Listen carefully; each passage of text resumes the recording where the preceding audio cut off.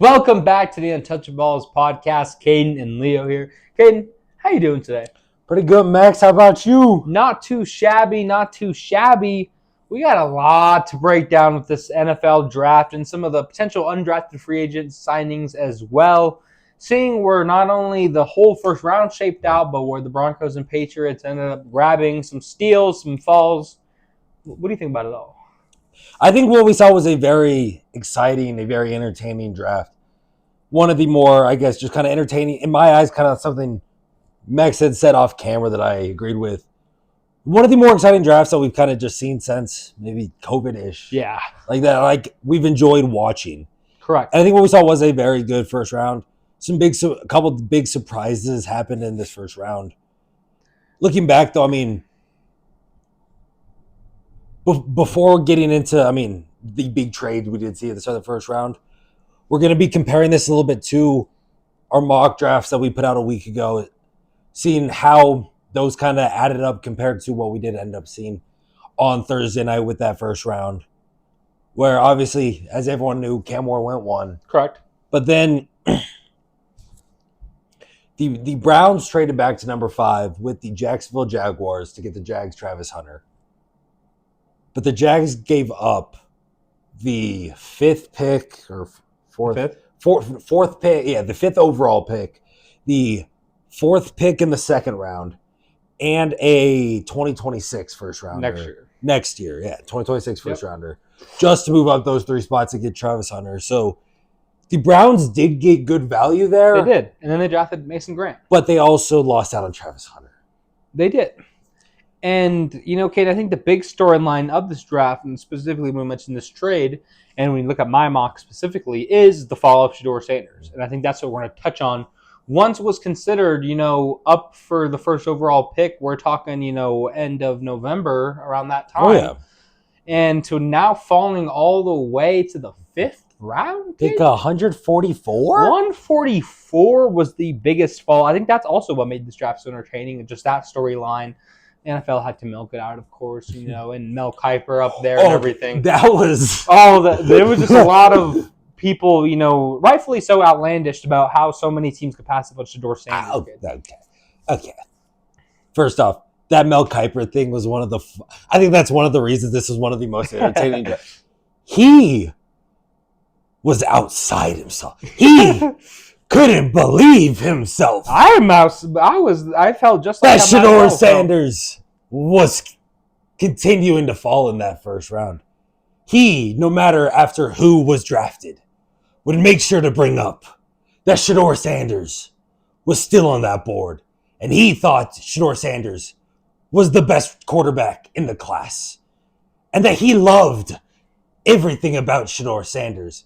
And can't understand why teams just couldn't draft him in the first round. I agree. And that was very fun to watch. I do gotta say. And I do agree, Caden. And we saw 4 other quarterbacks go ahead of Shedeur. We saw some. Well, I do agree. I'm not high on Shedeur. I'm gonna say it again. I'm not high on any quarterback in this class. That includes Shedeur Sanders. I would have taken Shedeur over a couple different quarterbacks that got taken ahead of him, though. The Cleveland Browns. Yes, they take Shedeur in round 5. But for some reason in round 3, they take probably a future quarterbacks coach or college coach in 5 to 6 years in Dylan Gabriel. Really kidding? It's true. Dylan Gabriel is a future coach. He's got the most college experience ever. He'll be a good college coach one day, but that's a very positive thing to say, Kate. But he is good at a couple different things at the quarterback position. Is great at absolutely nothing. And Caden, that is true. I definitely agree with you. The New York Giants were able to snag their guy in Abdul Carter at number 3 after, which was, expected. If Shedeur obviously went down. I think, these first kind of 6, 7, you got the correct order. Yeah, so even with that trade happened between the Jaguars and the Browns. So the first 7 picks of my mock draft were the first 7 that we saw in real time, where after that Will Campbell did go to my Patriots. Mason Graham went to the Browns, Ashton Genty to the Raiders, and Armin Membo to the New York Jets. Our first kind of big shakeup, though, we did see in this first round, kind of a big shock, was we saw the first receiver off the board here at 8 in Teteroa McMillan out of Arizona going to the Panthers, trying to build weapons for Bryce Young when basically everyone thought they were going defense. Which, I thought they would go and try to get a weapon for Bryce Young as well. Like I said, this is going to be his make or break year. You need to give him all the help you can get. I think the Panthers did have a good draft as a whole. Outside of, I don't really like Teteroa McMillan as much as they do, and taking him that early was a little bit of a surprise to me, Caden, when I thought you could have grabbed someone like a Tyler Warren still potentially, or even like a Colston Loveland we saw go very soon as well. Yeah. But with that being said, they added, I guess I'll bring it up, a receiver and Jimmy Horn Jr. late that I think will be a great addition to that receiving core. And they got a tight end as well. They're doing all they can to really try to help Bryce Young, and I really thought that was good. That is true. Like, if they weren't going to go somewhere to help a lot of holes that they did have on their defense, it is nice to see them attacking a way to help improve this make or break here for Bryce Young. Correct. Trying to see if he can be that future for the franchise where you're now giving him a 6'4" weapon at receiver who can be his number one target day one. Correct. That could be big for him. Number 9 with the Saints going Kelvin Banks. That's not a shock with them going to tackle there after it was kind of seemed like at that point it was forgotten that they were not going Shedeur, that he was falling out of this out. And they're like, they go tackle like that. Bears going Colston Loveland was a little bit of a shock, I think, to us, just as I thought the Bears were going to get a tight end. I did too. You did? Oh, you saying over Tyler Warren? Over Tyler Warren is what I'm saying. Sorry, you're right. Yes. Yeah, I thought the Bears were going to draft Tyler Warren in my mock. And they go Colston Loveland. They think, I don't know, I see these two, and Colston Loveland is definitely more of a seam beater receiver type of tight end. Yeah. Tyler Warren's more of your prototypical tight end. He can block well for you, but while still being, though, I think an elite pass catcher. True. But they, I think, just are valuing that receiving down the field ability of a Colston Loveland ahead of Tyler Warren there to help improve that Caleb Williams I agree, offense. And it makes sense because when you look at that offense, a lot of people raise the question of, well, they have Cole Kmet, right? And although he's been, an upper tier tight end the past couple seasons, right, he's been serviceable. He is nothing of the receiving caliber or explosion or weapon that Colston Loveland is. So I think you still have Cole Kmet to do the blocking, to do the dirty work, to play that traditional tight end role, while now you have a new weapon that's going to be a safety blanket and that true downfield threat in Colston Loveland. I really like the move for the Bears. Although, Tyler Warren was still there, I do think it's more of a scheme fit for them and what they want to do with that offense. I do agree with that. And Ben Johnson did say he sees some of Sam Laporta and Colston Loveland. So that makes more sense with it then, too. Yeah.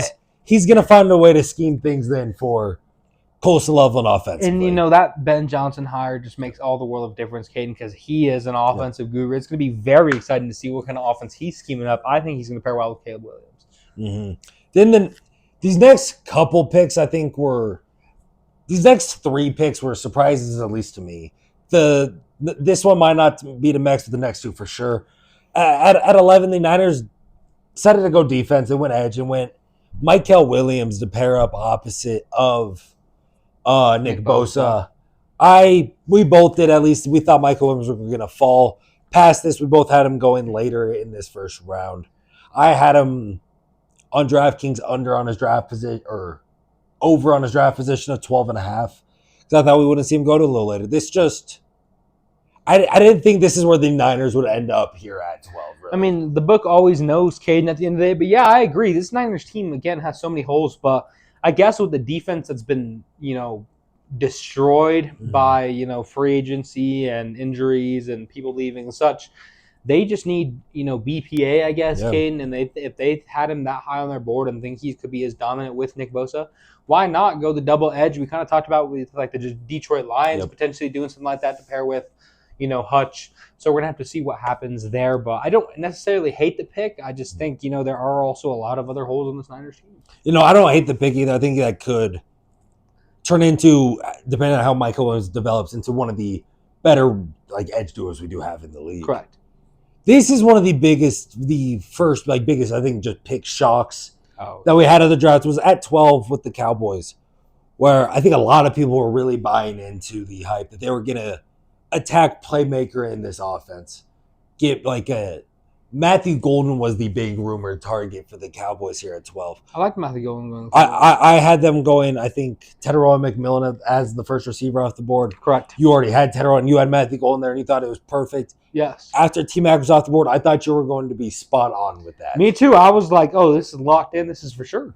And then they decided to address the offensive line with Tyler Booker, the guard out of Alabama, a player neither of us had in our first round mocks, a player that wasn't in a lot of first round mocks. If he was, it was more towards that back half with like the Vikings and Texans, those more guard happy teams in that back. Or even like a Seahawks potentially, Caden. I agree. I thought this was an interesting choice considering the dire need for weapons in that Dallas secondary or receiving core. And like you said, yeah, not a lot of help for big name weapons. But when you look at a Cowboys line who lost two pieces this year and a guard being one of those, Caden, I think it makes sense that they go out and fill a position in need. You got to have an offensive line first and foremost before you can do anything else on the offense. So if they think he's the best, guard for them, it's good for them. But I think it was a reach here, Caden. I definitely agree. I do think it was a reach. Another, I think, back-to-back kind of reaches here now, where at 13, the Dolphins decided, I did think they would attack defense here. I thought they would go secondary with Will Johnson. Obviously, Will Johnson fall because of concerns with his medicals, because of his knee. But they make the second D tackle off the board, Kenneth Grant out of Michigan. Not Walter Nolan or the Harmon out of Oregon. Like there's a couple different Derek Harmon, thank you. A couple different D tackles that in my mind were going to be going ahead of Kenneth Grant. Well, not only that, you look at the edge depth as well and some of the edge talent that was also on the board. If you were going to go D-line, Caden, I agree as well. And like I said, there's so many needs on this Dolphins team. They need so much other positions that I think are just a little bit more important than a D tackle, Caden. I 100% agree. I think this was definitely a reach for them in the first round, really thinking, I mean, maybe they'll be right, but really thinking Kenneth Grant could be that big stuffer up the middle for them on that. Yeah, I mean, and again, like a run stuffer is important, but first round pick important, Caden, when there was plenty of depth players or even like, I guess we'll touch on it later, but there are some other players that I think are available at that D tackle position that could have been beneficial later on. Oh, yeah. And now, I mean, at 14, the Colts do go with Tyler Warren. This is, I give myself kind of half credit with these two tight end picks on my mock where I had the Bears taking Tyler Warren and the Colts taking Colston Loveland. And instead it's just flipped. That I think this is exactly what the Colts need to try to see if Anthony Richardson can actually be the future. Get him a true number one tight end to throw to for a team that was last in the NFL in tight end receiving. Yeah, Caden, again, on my board, I didn't have the, Tyler Warren available. Yep. So I think that was kind of a no-brainer for the Colts when you look at that. And like you said, all the right reasons. Help out Anthony Richardson. Credit to these teams actually deciding to give some favor to their young quarterbacks. For so long, I think we've seen these bad teams and bad franchises completely neglect the weapons and kind of say, oh, well, to their young QBs. But it finally seems like these teams are gaining some intelligence in the front office. But we'll see whether or not the actual pick turns out to be right, Caden. But credit to them. Yeah, I mean, now when you look at 15, now me and Mex both went 0 for 2 on our locks of our mock draft, where the Falcons did not end up going Mike Green. Mike Green actually ends up falling out of this first round. But the Falcons, it makes sense why the Falcons didn't end up going Mike Green at 15. Because Jalen Walker fell into their lap there at 15. And with them still sitting there and them needing to address that linebacker edge position, I understand why. For him to be there, a player that I thought was going to be a top 10 pick. Yeah. I think that at that value, I think it's a very good pick for that Falcons. It makes a lot of sense, Caden. Now we talk about, the Cardinals who went on the defensive side of the ball. Yeah, they go D tackle as well with Walter Nolan out of Ole Miss. He is probably like the best, like just true run stuffer in this class out of the D tackles. Like he's gonna be in there first thing and just be there to stuff that run, be a huge presence in the center of that D line.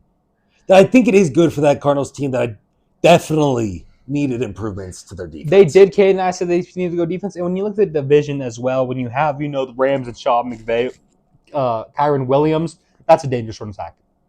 49ers, Kyle Shanahan, CMC, that's a dangerous run attack. The Seattle Seahawks, their foundation, what they are as a team is they want to be able to establish and run the ball. They want to run the football, kid. These are three, West Coast teams who have histories of running the ball. You need a D tackle in that division. And I mean, with the Bengals going Shamar Stewart at 17, this is the team that, yes, they needed to go edge. I think we both had them addressing edge in our mock drafts, or at least some sort of the defensive side of the ball, because they were not good last year. And yeah, they go Shamar Stewart. They're very, very much banking on the upside of Shamar Stewart, a player who, while he didn't produce much at Texas A&M, maybe just wasn't utilized in the right role. We'll see. True, because he is a true athletic freak, has elite size for an edge position, elite just athleticism as well.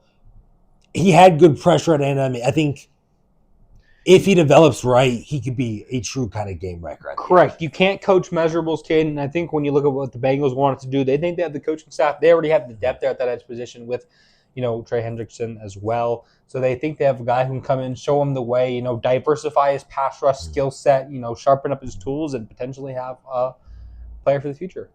Yeah, now with the Seahawks at 18, it's something you actually did get right on your mock. It's something I was contemplating. I ended up going Matthew Golden to the Seahawks. I thought they would try to beef up that receiving core there early. They do go with Gray Zabel out of North Dakota State, the first FCS player to go in this class to really beef up that line. And now I think on day one, Gray Zabel might be the best offensive lineman on that Seahawks roster. Yeah, Caden, he is nasty, physical, can do a lot in the run game, can play pretty much anywhere. Like we talked about, such a diverse skill set, seen so many different kinds of teams, faced a lot of tough competition, and was successful. He's a winner. He's going to be a leader on that offensive line. Very excited to see what he's able to do on that Seahawks and help the position of need. Most definitely. I really like that pick, like I said, in the mock, Caden, and I like that landing spot perfectly. I think the Seahawks nailed the pick. Yeah, Zabel, tackle at North Dakota State, obviously not going to play tackle in the NFL. Just not big enough. But what we saw, what he was able to do at guard, at center, at that Senior Bowl, shows that he's going to be an elite blocker no matter where you put him on the O-line. Correct. Now, though, 19, a little bit of a shock in a way, just of the position where the Tampa Bay Buccaneers go wide receiver here in the first round, go Emeka Egbuka, kind of planning for the future after a Mike Evans, Chris Godwin. I think so, Caden, but man, did the Tampa Bay Buccaneers get a dog in Emeka Egbuka. I really like this pick, and I think when you're talking about maximizing the potential of your roster, what you have with Baker Mayfield in this receiving core, if you think you're going to make a run, everyone wants to win a Super Bowl, right? That's what you're going to try to do. You're going to come out and be explosive, outgun some of these teams like the Falcons, Panthers in that division, win division titles. Why not come and have the best offense in that division? And I think that's what they're forming over there at Tampa Bay. I think they are definitely the best offense in that division, where their receiving core now includes obviously Baker at the helm at quarterback, and then Cade Otton's your tight end. He really kind of broke out really last year with those injuries to Mike Evans and Chris Godwin. Now you still have Mike Evans and Chris Godwin. Jalen McMillan had a really good rookie year. Now you're going to bring in Emeka Egbuka to that as well, who is an elite receiver year in, year out for Ohio State. Okay. Don't tell the people, but they also signed Will Shepard at Colorado.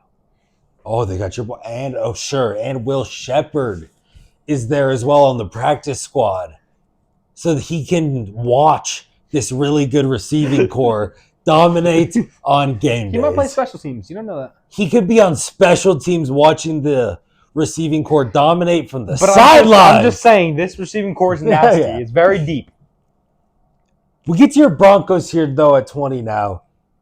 Biggest Another one of the biggest surprises of the first round. I think so. Why don't you Caden? lead us in? Yeah. And I'm going to first and foremost say I wholeheartedly believe the only reason why the Broncos went Jahdae Barron is because Emeka Ibuka was not there. I 100% think the Broncos were locked in and wanted Emeka Ibuka, and that's, he wasn't there. They kind of had to pivot and game plan a little bit. And I was honestly kind of expecting them to trade back at this point, especially with how long it took before the pick actually got in. The Broncos used all the time that they had, Caden. But at the end of the day, they got the number 2 corner on my board. Jim Thorpe Award winner, a true shutdown corner, can play the slot, can play the outside, who I just talked about. I like his tackling ability. And he's a captain, Caden. A lot of leadership, just a dog in Jahdae Barron. He's going to pair up nice immediately with Pat Surtain, and I think you're now talking about probably the best secondary in the NFL with the Denver Broncos, who now also have, Talanoa Hufanga and still Brandon Jones at safety with some depth in PJ Locke. You have Chris Abrams-Drain, of course, as a rookie last year in that secondary. Riley Moss, who's still available to come off, Jaquan McMillan as well. I mean, there are some pieces in this Broncos secondary. They are very deep now at this position, Caden. That struggle that we saw, this is why they lost to the Bengals last year. Caden, they got killed by T. Higgins and that wide receiver too. I think the Broncos really felt that sting, heavily, and that's part of the reason why Jahdae Barron was the pick. Yeah, Jahdae Barron, it was a surprise where, at the time, after Emeka Ibuka had just gone at 19, I thought we would still see the Broncos go playmaker. I thought Omari and Hampton might still be on the boards. Or Matthew Golden. He was still available. Yeah, that too. There at 20. I thought Matthew Golden could be a big play there for the Broncos, really beef up that receiving core. But no, they do go secondary. They go corner with Jahdae Barron, who I've seen been able to dominate at that position at Texas these last couple of years. And yeah, I think the Broncos will probably have. Name a secondary better. I was going to say at worst a top 5 defense next year. Okay. At worst, they're going to have a top 5 defense next year based on these positions they added in the draft with the existing pieces. Plus, you get Talanoa Hufanga and Dre Greenlaw in free agency. I think it really beefs up an already good defense to an elite category. And Jahdae Barron really makes it locked down on that opposite end of PS2 now. Yeah, if you're a Broncos fan, you've got to be excited about this season. 21 with the Steelers, though, was where we thought your boy Shedeur Sanders might fall again. Mel Kiper was begging and pleading for the Steelers to take Shedeur Sanders. They don't want to win, Caden. They got Mason Rudolph. Are you kidding me? But instead, they do go Derek Harmon, the D-tackle out of Oregon. He's who I thought would be the second D-tackle off the board in this draft. Ends up being the 4th, as we see a couple ones go a little earlier than at least you or me project. I think Derek Harmon is a very good fit for the Steelers defense. Going to come in and be great for what's always a very good defense in Pittsburgh. Yeah, Caden, at the end of the day, that's a Mike Tomlin pick. Mhm. That's a, safe, not going to miss prospect. A very safe pick that's going to add depth to make your defense better. But at the end of the day, you're in a division with Joe Burrow and Lamar Jackson. And now, guess what? Shedeur Sanders, who you decided to pass up on, Caden, I think the Steelers are going to get what's coming to them, and they're going to get what they deserve. And, that's just the reason why, hey, no, you can laugh, but that's the reason why they haven't won a Super Bowl in 20 years, Caden. Yeah, no. You think Shedeur Sanders is going to make the Steelers pay for that? Yeah, I do think so. When they play twice a year and he's the starting quarterback, I think so. Okay. Sure. Call it. Hey, we'll remember this. When Shedeur Sanders, if he's ever starting for the Browns, when he plays the Steelers, how good will he look? Max thinks he will dominate. Okay, but you also forget the Browns also have Quinshawn Judkins now. And Dylan Sampson. Yeah. Their running back duo is elite now. Yes, now that's going to be so helpful to the rookie tight end. And you already have Chief Beast David Njoku. Who posted on his Twitter, is big. I think a lot of the Browns players are very excited about the Shedeur Sanders pick. Okay, Max. At 22, though, we do see the second running back go with Amari and Hampton to the Chargers. Just a kind of prototypical Harbaugh, Greg Roman pick where you see him sitting there at 22. You're like, this is what the Chargers offense is looking for. I thought they would be going receiver here. I thought Matthew Golden once again could be a great pick for that Chargers offense. Get there with with Justin Herbert. Instead, you see him go running back. Try to beef up a run game where it did work at times last year, but these inconsistent, very inconsistent, and just injuries throughout with that running back that you just didn't see that production you really want. Correct. I think now you have a consistent foundation of what you want in a running game. I think that was a very solid pick for the Chargers based on where they were position wise. If you're going to take a running back who I think is the second best running back in this draft class, Caden, that was a spot to snag him at. Very good value there. Like you said, he fits Harbaugh, and as much as I hate the Chargers, that is a very good pick for them. It definitely is. How about the Packers though? They did something for the first time in over 2 decades. Matthew Golden out of Texas, wide receiver to the Green Bay Packers in the first round for the first time since 2002. Like I was alluding to earlier, Kate, these teams are finally catching on.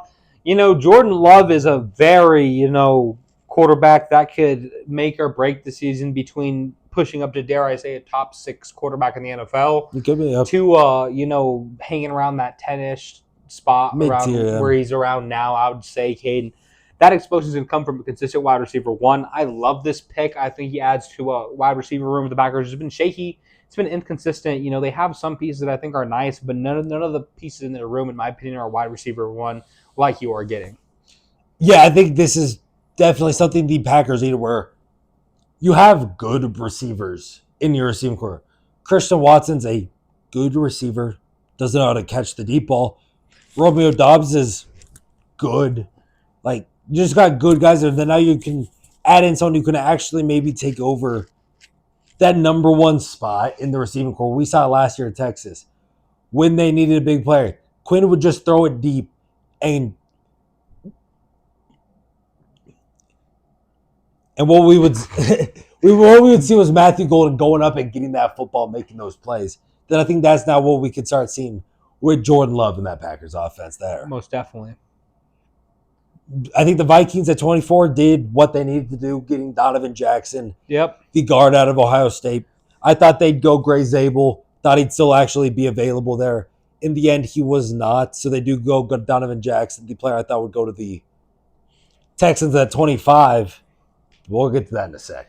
Yeah, let's talk about what happened at 25, where the New York Giants decided they were going to make another amazing decision, Cade. The New York Giants just don't like winning football.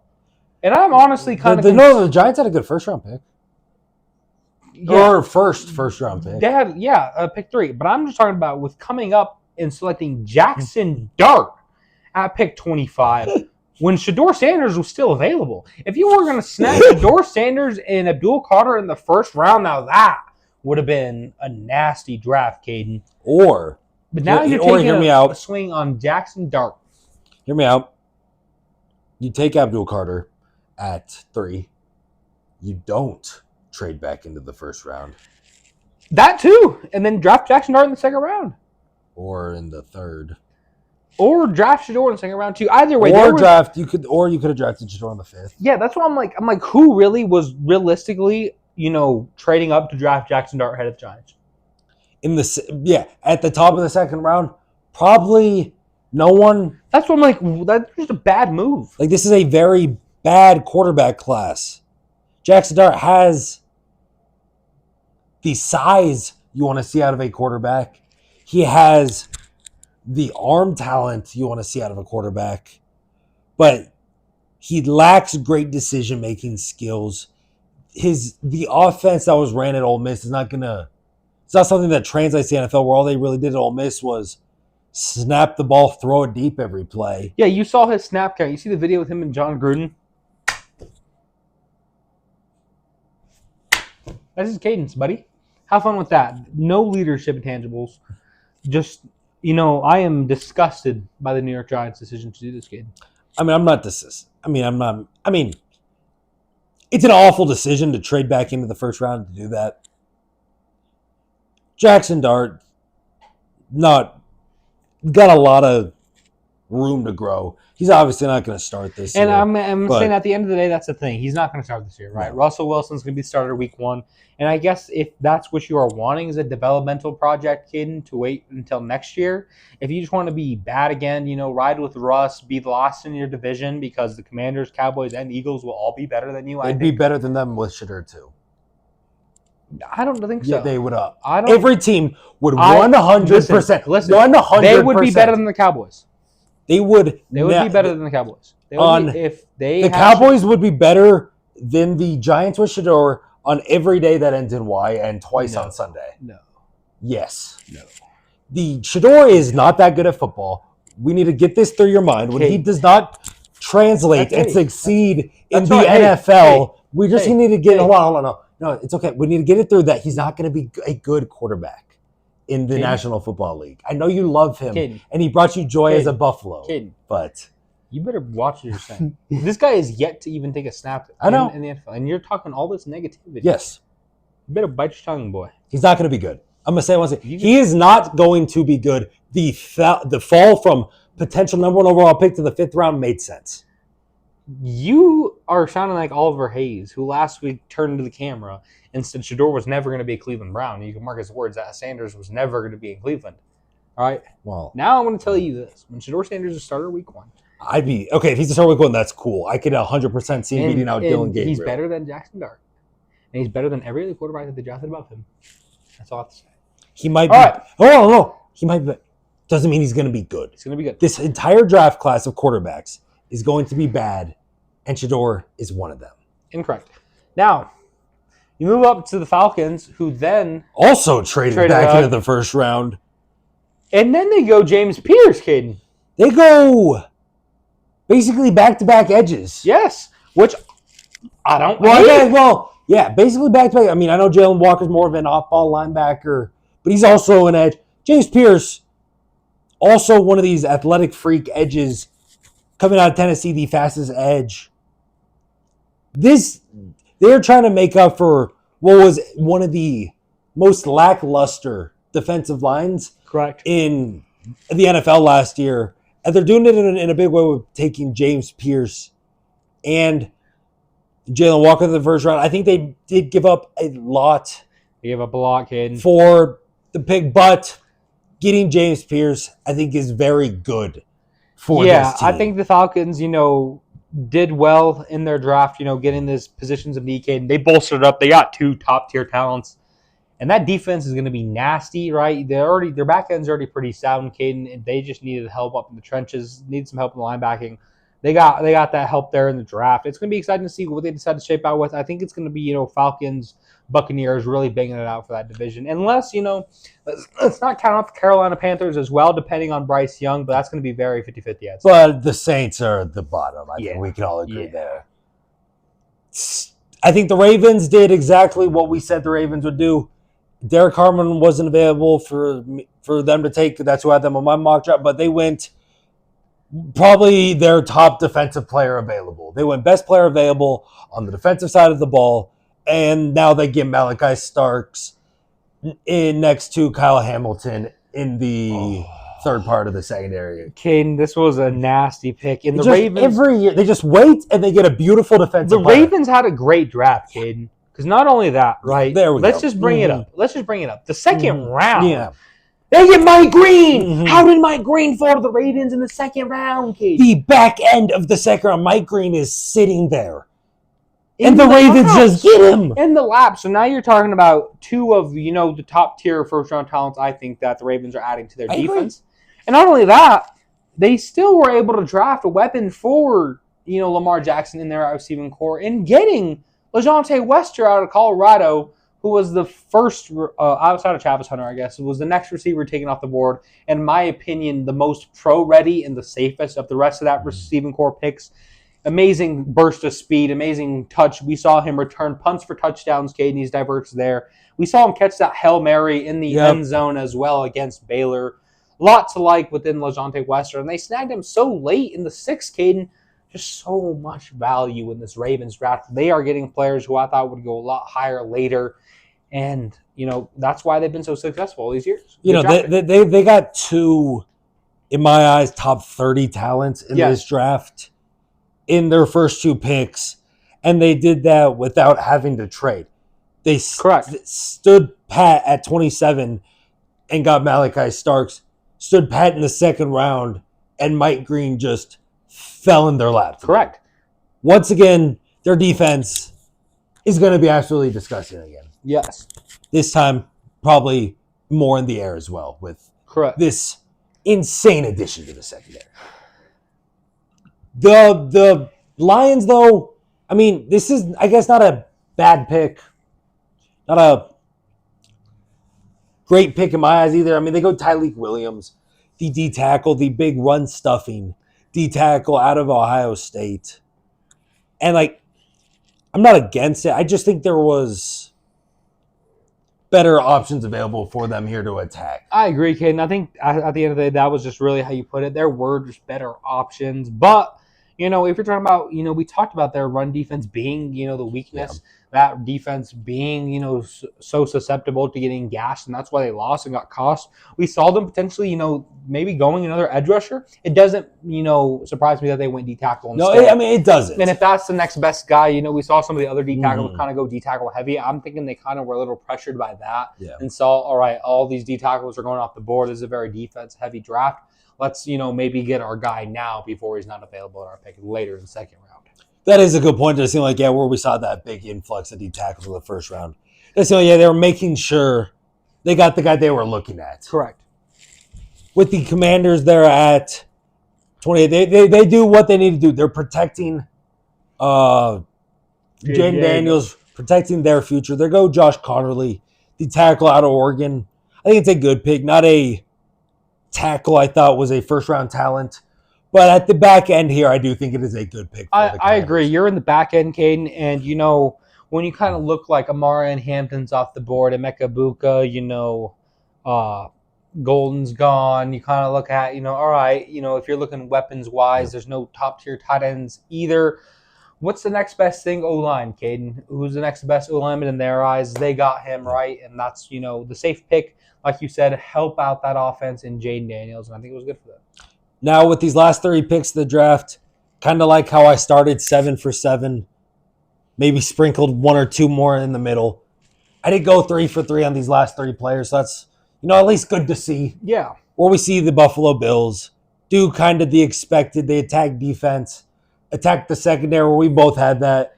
They go with Maxwell Hairston out of Kentucky, the fastest player at the Combine, 4.28 40. We've seen him be an elite corner at the college level at Kentucky, especially back in 2023. Yeah, Caden, and you talk about, competing with the AFC. The AFC is just the offensive explosion. That's where the best teams are in. You need defensive help, and I think it's a safe, solid pick for that. Yep. And then the Eagles and the Chiefs ended up swapping picks to end the first round, where the Eagles wanted to make sure they were not jumped for the player they wanted, and that was off-ball linebacker out of Alabama, Jihad Campbell. Caden, I'm just a beautiful. I am shocked he fell to the Eagles. I can't believe the Eagles keep getting away with this. With top-tier SEC defensive talent. Dude, the Ravens do it too. Pass up. Yeah, that's what I'm like, it makes no sense to me. They're just getting better. They're getting nastier. They're getting physical, Caden. This is just an Eagles pick, and I think they nailed that one. Jihad Campbell, great pick. And then the Chiefs, both what we said, a tackle in Josh Simmons out of Ohio State, who could end up being the top tackle in this draft class, someone who, before his torn patellar tendon, was looking like a top 10 pick in this draft, like the top tackle in this draft. And I could very well see him making himself back looking to that way with the Chiefs. Yeah, especially with the Chiefs. Andy Reid's going to know how to coach him, former O-lineman. They know what they're doing, kid. They're getting Pat Mahomes' help, and I think that's a very solid pick for them. And now looking into just, I guess, our specific teams with the Denver Broncos and the New England Patriots, how we think our team's draft class has turned out. I'll turn it over to the Broncos fan here with one of the it's a more interesting draft class, I'd say, than the Patriots, because they made some more, I guess, shock value picks. I think so, Caden. And they also traded back a few times. We saw a lot of activity within trades from this Denver Broncos team, but they snagged my guy, R.J. Harvey from UCF, Caden. He ain't the biggest, He ain't the fastest on paper, but boy, does he got the best explosion, one of the best ball handling skills out of the backfield. He can run routes. I've said it. He is the most or one of the most pro-ready backs. He can fit and play on any offense because of his skill set, his football knowledge, his IQ. He is dirty. He is downhill. He's going to bounce off guys. He's going to blow through guys. He's going to outrun guys. He's going to be able to do it all, and he is a perfect Sean Payton gadget pick. I've said it on this pod before that he would be perfect in Sean Payton's offense. I was trying to find the episode. I don't know what episode it was, but I know I've said that verbatim. We're going to pull the clip. I'm going to get it out there where I said this is a Sean Payton type player. I love the pick. I love RJ Harvey. I'm kind of shocked he went in the second round, Caden. I didn't think he was going to go this high, but much like, I thought he was the number 4 back. The Broncos probably thought that as well. And so did, I think a chain of running back picks kind of influenced this as well. We saw running backs start going in this top of the second round where I thought that we would see, this flood of running backs go. Broncos got their guy. They got my guy specifically in RJ Harvey, and I could not be more excited about that pick. Oh, they got your guy, all right? You love you some RJ Harvey. Ever since he went to that UCF game back in September. Well, we talked about him even before, though. That's true. We've been talking about it since then. You really put me onto him. I've seen him like one of these better backs in the draft. I like Caleb Johnson better than him. You said that. But I think what you will get with RJ Harvey is really great for the Sean Payton offense. We can use him out of the backfield in the rushing attack and the receiving game, which he can be good in both. And then he's not going to be afraid to come up and hit someone in pass pro either, Caden. Yep. We know pass pro is not passive. He's a thudder. He almost kind of like reminds me of even like Javonte Williams before he got hurt, as much as I hate to say it, Caden, just with his break tackle ability. Because outside of Ashton Genty, he also had, a lot of most broken tackle yardage after contact. So pretty impressive. What do you think about the latter picks of the Broncos, the third round beyond? Yeah, very interesting, Caden, because like I said, they kind of fluctuate. They go and finally do get a wide receiver, which was a position in need I thought they would address in the first round, in Emeka Egbuka, who wasn't there. I think, based on the board weight, you go and get Pat Bryant, who, Sean Payton compares to Michael Thomas. He's one of these wide receivers who has played in the slot. He has played outside. He can do a lot of different things, right? Diverse skill sets. And I think that's what the Broncos really went out and got in this draft. When you look at Jahdae Barron, you look at Pat Bryant, you look at RJ Harvey, the things that are standing out is these guys are captains. These guys are leaders, right? That is a natural intangibles. They've fit in a lot of different schemes, and they've played a lot of college ball, right? They have experience. These are football guys. They can fit. They can learn. They're very, football IQ, Sean Payton kind of guys, and I think that's where a lot of this influence in the draft is. Now, Pat Bryant isn't one of these topper tier talents, so it's really going to come down to the development and, what this coaching staff does to elevate the talent. A little bit of a risk, but I'm excited to see what he does with the pick. Yeah, I mean, like you're saying, he definitely needs development in his game, but he does have good size, 6'2", 205. I think there's something to build on with what he's shown at Illinois, and I think it could be maybe not rookie year, but year 2, year 3. I think he could be someone helping Bo Nix in that offense. Exactly, and I think when you talk about this pick, it really shows that Sean Payton thinks a lot higher of this receiving core and maybe the development of some of the players like Marvin Mims, Troy Franklin from last year's draft class, and what they are potentially able to do. So it's going to be exciting to see what else happens. Yeah. One pick I did like with the Broncos was what they were able to do in round 4 with getting Quay Robinson out of Alabama, the edge, where he was injured at the end of the season last year. But in those 9 games, was able to rack up 7 TFLs and 4 sacks. That I think he could find his way to being productive at 6'4", 245, being productive for this Broncos defense off that edge. Correct. With that D-line. And then you also add Savion Jones as well out of LSU, Cade, back-to-back, D-line edge rushing pieces with depth.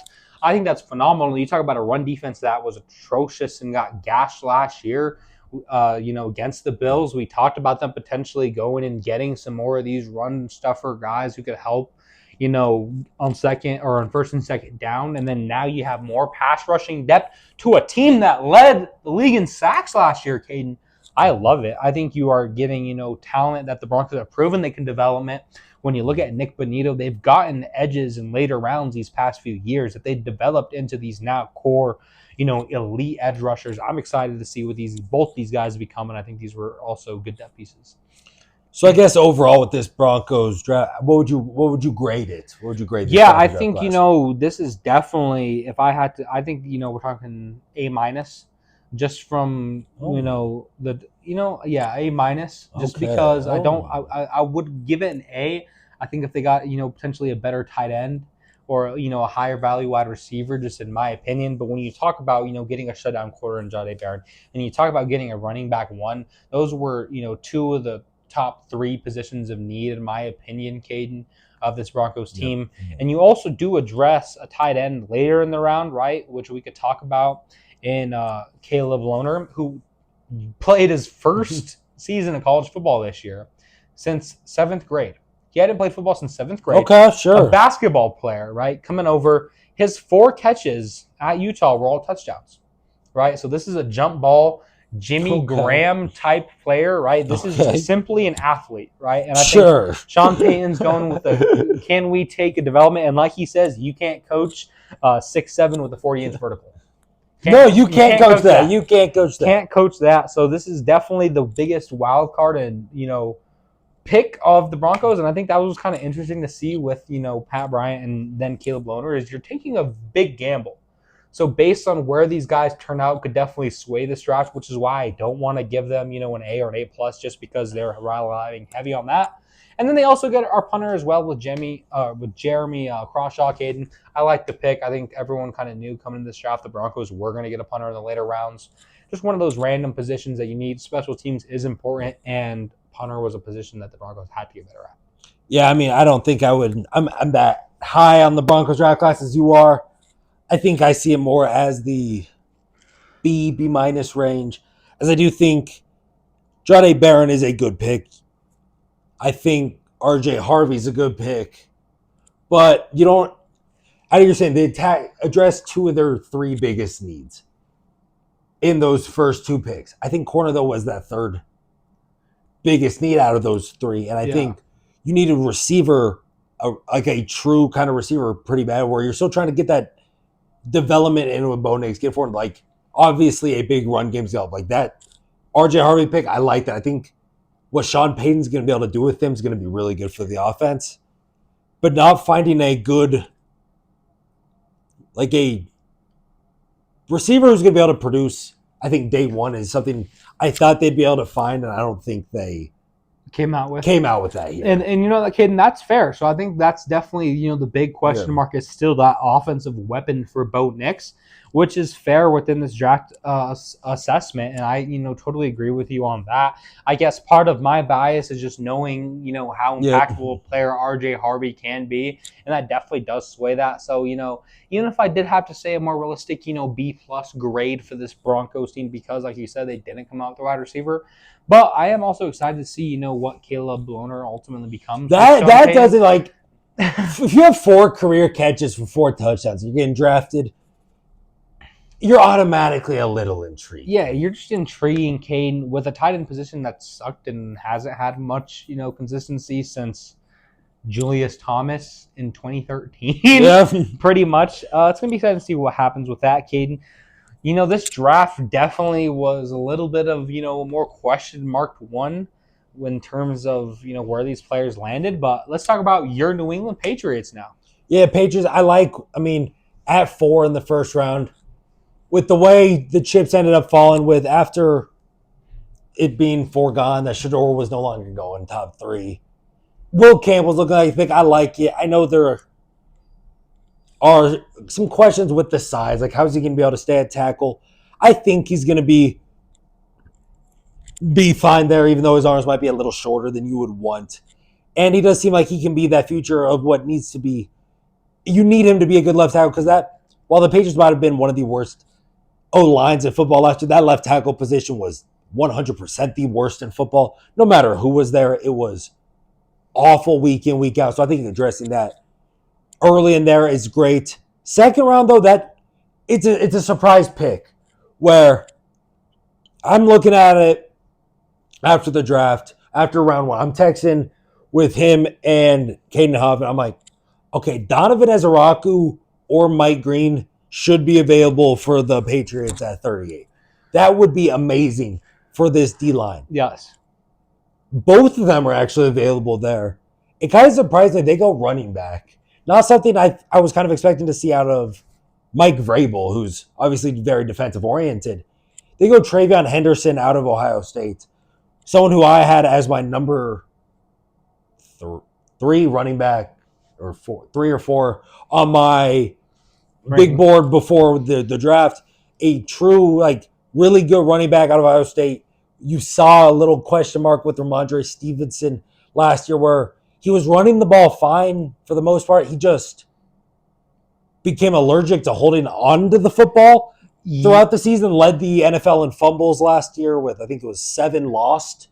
So you needed to find a way to address it. I think if getting Travion Henderson here at 38, that is a automatic huge improvement to that run game. Caden, I love the first 2 picks here for the New England Patriots. Obviously, I talked about how much I love Will Campbell.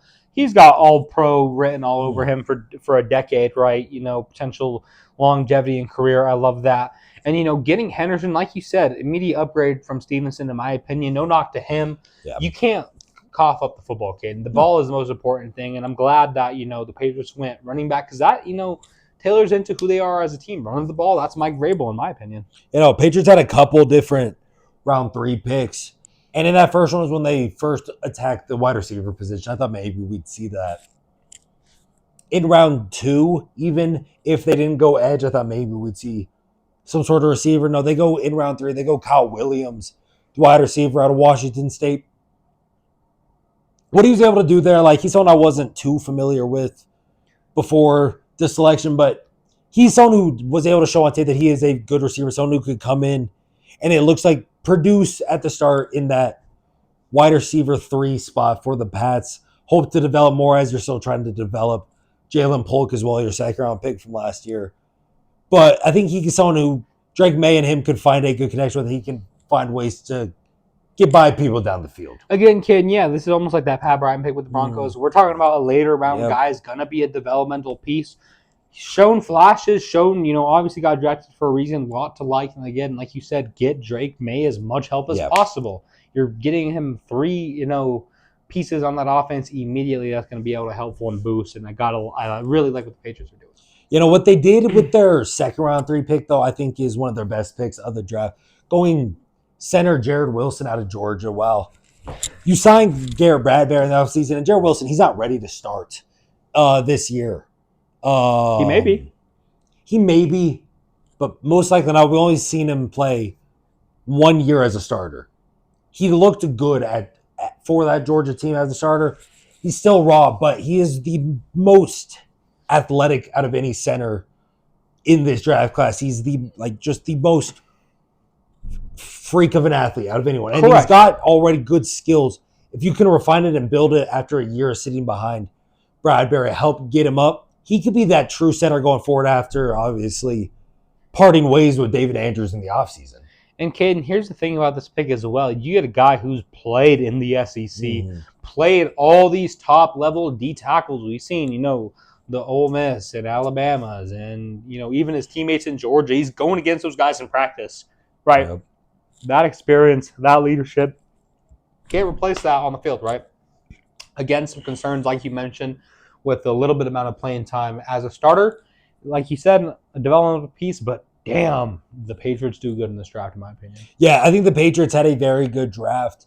If I was going to grade them, I think it's actually going to be kind of the same grade you give them with the A-, where I think they had a very good draft. One of the best drafts we've out of the entire league. I would actually give them like an A. They have one of the best. We've seen a lot of other outlets say that too, where they hit big at the start, had some good depth pieces. I think Braden Swinson in the 5th round out of LSU's a good depth edge piece you could maybe develop into something nice. Craig Woodson in round 4 is a little, I think, interesting in my eyes. I think, at least I thought that could be, maybe you go another receiver. Like, there was still possible. You had Royals out of Utah State still available at that point. I thought maybe that could be a good pick at the start of round 4. Add another one of the player of that receiving core. You go Craig Woodson while he was good in college. It's not much. He's not a big name, wasn't a huge time player. It's going to be interesting to see with him. He's the only, I think, maybe kind of reach. I do think it was a very good top tier draft class. One of the best, but like that A- range probably. Very fair, Caden. A lot of storylines in this draft. One other crazy thing that happened: Kobe Bryant, cornerback out of Kansas, he fell completely out. He was an undrafted free agent. Isaiah Bond was undrafted free agent. No surprise there though, with his pending history of a lot of stuff there. That guy. We won't even touch on that, but it's a very exciting draft nonetheless, kid. We're gonna have to wait till this fall to see what happens. Who's gonna be right ultimately with this rookie class? It'll be exciting to see. Yeah, make sure you guys like this video. If you did enjoy it, leave a comment. How do you guys think your team's fared in this year's draft? Make sure you guys turn on post notifications so you never miss an upload of the Untouchaballs podcast. And share this with your friends, family, strangers, neighbors, anything like that. Most definitely, we appreciate you. We thank you all for listening, and we'll see you all next time.